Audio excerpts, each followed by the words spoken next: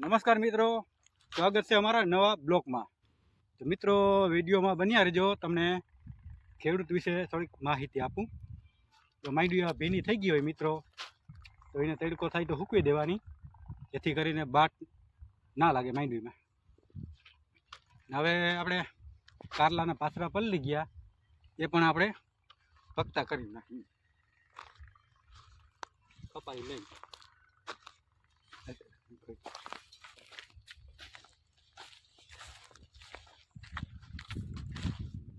કારલું આ દૂસો છે મિત્રો, કારો પડી ગયો.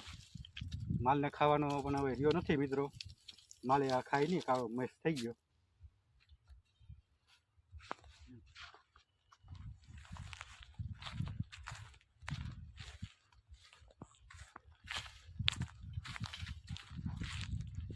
પાથરા છે, આના માથે વરસાદ પડ્યો તો મિત્રો પલળી ગયા છે, તો આપણે એને તડકો છે તો સૂકવી દઈએ થોડા.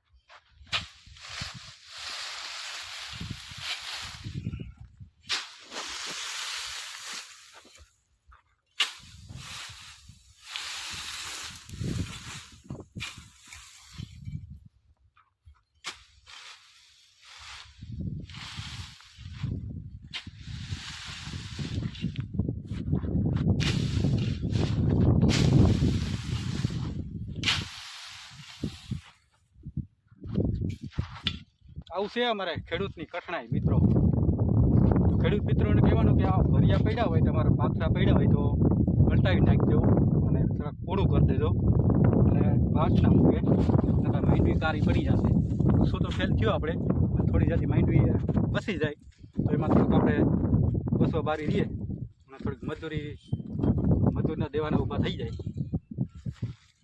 આવું કરી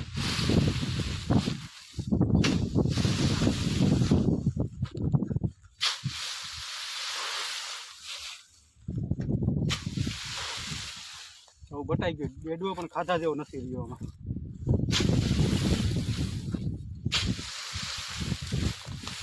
જો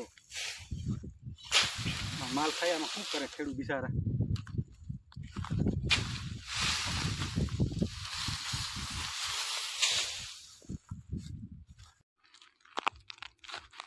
મિત્રો માંડવી થોડીક ભીની છે, એટલે આપણે સૂકવી દઈએ આને, નકર બટાઈ જાય એમ છે, કોઈ ધણી નહીં થયા એનું. આપણે માંડવી થોડીક ફેરવી નાખી, તડકો આવતો છે.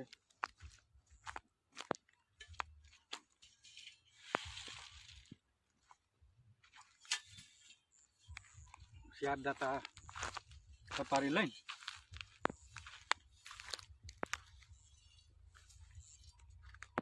આપણે આને આમ કરી નાખીએ.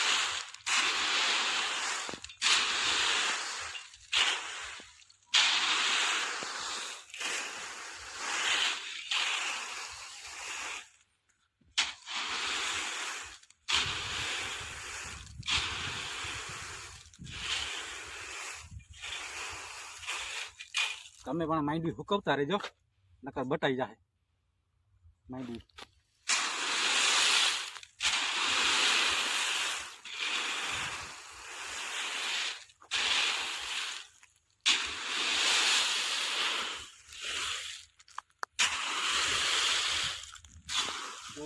પરબ નાગણી છે, દેખાય ઝીણી નાગણી જાય. આમાં બધું હોય મિત્રો, ફરક સિંદરા